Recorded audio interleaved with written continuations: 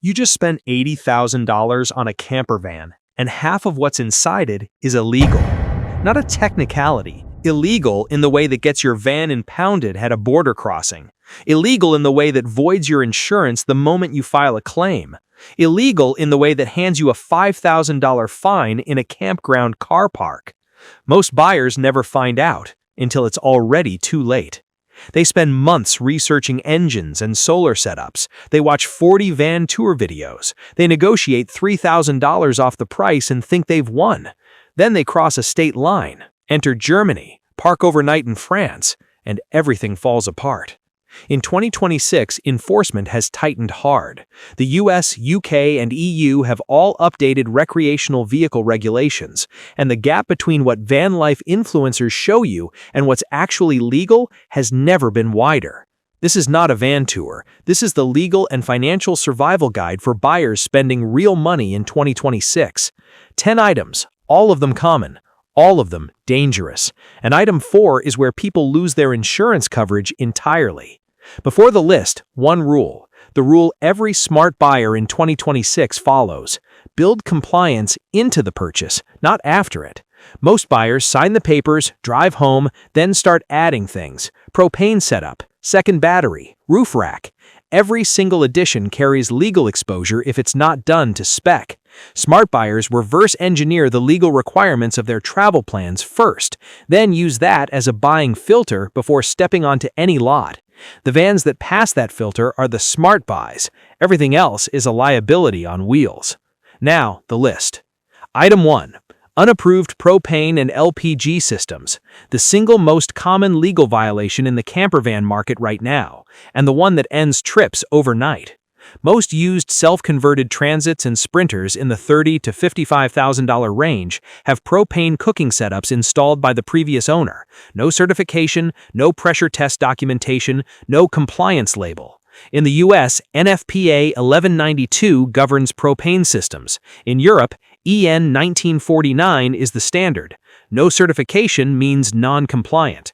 In Germany, that's a roadside enforcement issue, not a letter in the post. Here's what that looks like in real life. A couple drove a self-converted Sprinter into Germany. Roadside inspection, propane system flagged immediately. No documentation, no compliance label. Van held at a service facility for 2 days. Emergency recertification work required before they were allowed to move. Interior looked perfect. It cost them €1,400 overnight for nothing. The retrofit itself runs $1,800 to $3,500 for a professionally certified system. That's money that needs to come off the offer price before you agree to anything. Smart buyer move. Request installation documentation before agreeing to any number. No paperwork? That's a negotiating lever. Use it. And item 2 is where this gets even more expensive at resale, and most buyers never see it coming. Item 2. Roof-mounted solar arrays without structural certification. Solar is standard in 2026. Almost every van on the market has it, but how it's mounted is a financial risk most buyers ignore completely. In the US, roof racks and solar mounts need to meet federal motor vehicle safety standards. Improperly mounted arrays, especially on high-roof sprinters and transits, get flagged as structural modification violations. In the UK, unapproved roof modifications are increasingly flagged during MOT inspections. Fail an MOT before a continental crossing, and you're paying for emergency remediation on someone else's sloppy install. Here's the part that ruins resale value instantly. Buyers in 2026 are savvier than they were 3 years ago. An undocumented roof modification is the first thing a knowledgeable buyer uses to knock your price down, often by more than the original install ever cost. Proper remount? $800 to $1,400. Resale deduction if the next buyer's inspector flags it? Potentially double. And item 3, families are paying thousands for something they don't even realize is a problem until it's too late. Item 3. Fixed beds without proper seatbelt anchoring. This one catches families specifically, and it's sitting in plain sight. Convertible sofa to bed? Fine. Factory seatbelts exist. Compliant. Permanent sleeping platform across the rear of a self-converted van? Entirely different situation. In the US, passengers cannot legally travel in any vehicle area without federally compliant seatbelt anchor points. In Germany and the Netherlands, passengers in non-designated travel areas face on-the-spot fines at routine stops. Here's where families get blindsided. They pay a premium for a beautifully finished sleeping platform. They assumed it was built for travel with occupants. It wasn't. It was built for sleeping at campsites. The moment a child rides back there on a moving road, every jurisdiction becomes a legal exposure. Certified retrofit? $400 to $900. Use it as a direct deduction on any van without documented anchoring. Wait, item 4 is where most buyers actually lose their insurance. This is the most expensive mistake on the entire list. Item 4. Lithium battery systems without BMS certification. Lithium iron phosphate batteries are standard in 2026, superior to AGM, but the battery management system controlling them is now what insurance companies use to deny claims, and they're getting better at finding the gap. The EU's updated battery regulation includes provisions for battery safety in vehicles. In the US, RVIA-certified vehicles need to meet UL 1973 standards. Aftermarket installs in non-RVIA vans sit in a gray zone, and insurers know exactly where that gray zone is. Here's what that looks like in real life. A buyer purchased a converted Transit with a 200 AH lithium system installed by the previous owner.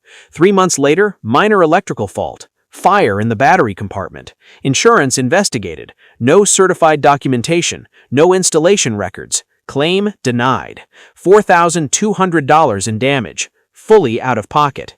The van looked perfect on the listing. The install looked clean. But without paperwork, it was worthless when it mattered. Compliant certified 200 AH lithium system from a certified electro-efficient, $2,500 to $5,000. Undocumented aftermarket install going wrong with no insurance backstop, potentially the entire value of the vehicle. Smart buyer move? Ask for BMS documentation, installer credentials, and installation spec sheet. All 3. If any one is missing, treat the entire system as non-certified and price accordingly. Item 5 is next, and this one can become a criminal record, not just a fine. Item 5. Firearms and weapons. Cross-border rules. In the U.S., what's legal to carry loaded in Texas is a felony in Illinois. Van life travelers crossing state lines without understanding this are committing federal offenses on roads they've driven dozens of times. In Europe, crossing an EU land border with a firearm without prior import authorization is criminal law, not administrative. Detentions at French, German, and Belgian crossings have caught van life travelers who thought they understood the rules. US to Canada, actively enforced, zero gray area, no warnings. This isn't a fine scenario, it's a criminal record scenario. Know the rules for every jurisdiction before you load the van. Item 5. Unregistered drones. In the U.S., any drone over 250 grams must be FAA registered. National parks? Prohibited. Within 5 miles of an airport without authorization, federal violation. In Europe, EASA regulations require operator registration for most consumer drones above 250 grams. France, Italy, and Spain have restricted zones covering large portions of tourist and camping areas. Here's what that looks like. A van life traveler flew a drone over a scenic valley in northern Italy. Restricted airspace, he didn't check.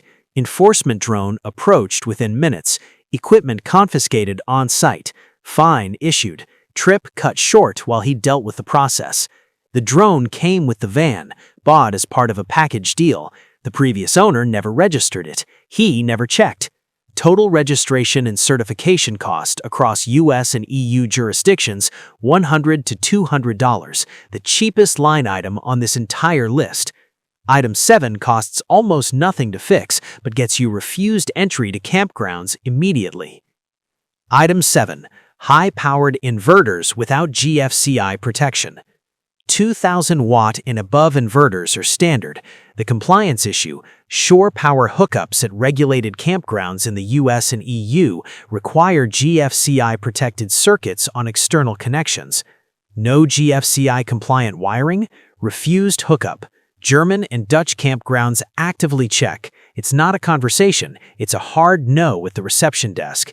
And this one is shockingly cheap to fix if you catch it before you sign. Proper GFCI-protected shore power inlet, $150 to $400 installed. Discover it at a campground at 9 p.m. in the Netherlands? Your options are a cold van or a hotel.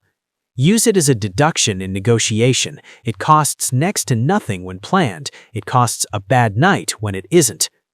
Item 8. Unapproved window tinting.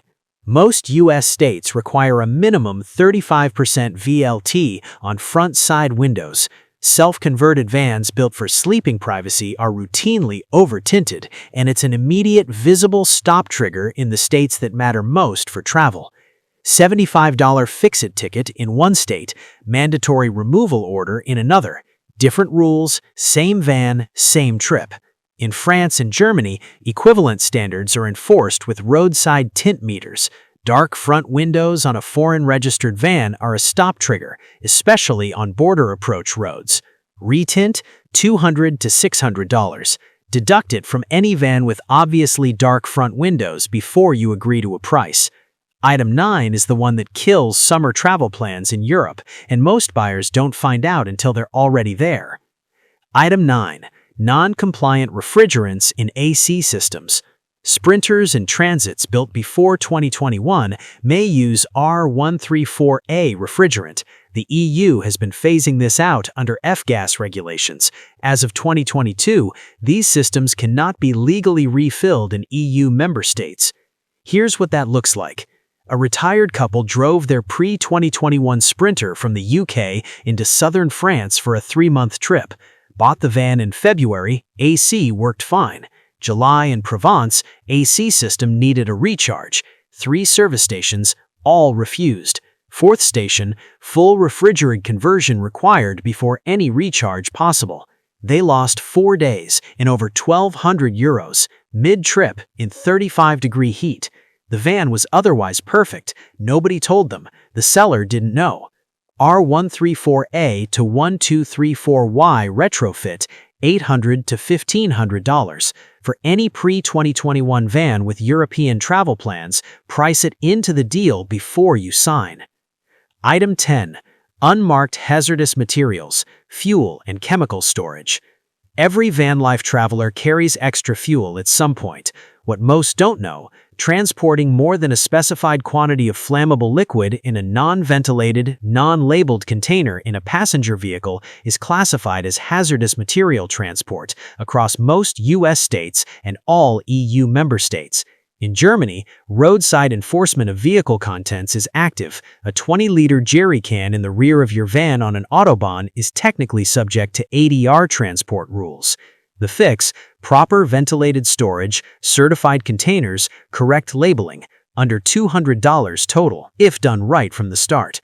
Sellers almost never disclose this, because sellers usually don't know either. Here's what to do with all of this before you buy a single van. 1. Run a compliance audit against your travel profile. List your destinations, cross-reference every item in this video against those specific jurisdictions. Don't optimize for the most lenient rules you'll actually go. Optimize for the strictest place you'll actually go. 2. Request a full modification history, not just a service history. Who installed the solar? Who built the interior? Who wired the batteries? No paperwork on major systems is a negotiating lever. Use it to drop the price, not to walk away. 3. Budget $2,000 to $5,000 for compliance remediation on any used self-converted van. Not an estimate, a guaranteed line item. Assume something needs fixing. If nothing does, you keep the money. If something does, and statistically something always does, you're covered before it becomes a crisis. 4. Years to target. Sprinters, 2019 to 2022. Post-OM 651 engine, pre-chip shortage quality dip. Ford Transit, 2020 to 2023 sweet spot. Avoid the 3.2-liter 5-cylinder Sprinter entirely. Parts are drying up and EU emissions compliance is becoming a real operational problem. 5. Mileage ceilings for full-time use. Gas engine, 80,000 miles with a clean service record. Diesel, 100,000 miles. Above those numbers, the maintenance cost curve starts working against you before you leave the driveway. Here's what this all comes down to. The biggest mistake campervan buyers make in 2026 isn't choosing the wrong van. It's buying a van filled with systems they don't understand. The finished build, the beautiful interior, the complete solar and battery setup, none of it matters if it's not legal where you're going. None of it protects you if it wasn't installed to spec. Because the difference between a dream road trip and a $20,000 mistake is usually hidden behind the cabinets. That's where the propane fittings are. That's where the battery wiring runs. That's where the documentation either exists or it doesn't. You now know more than most buyers will ever bother to find out. Use that before you spend $1. Subscribe. Every video on this channel is built to give you this edge before the purchase, not after. And drop a comment right now. Which items surprised you most? Your answers tell me exactly what to build next. Next video, I show exactly which used campervans I would buy with my own money in 2026 and which ones I'd walk away from immediately. No fluff, just the list, the prices, and the reasons. Watch that after this.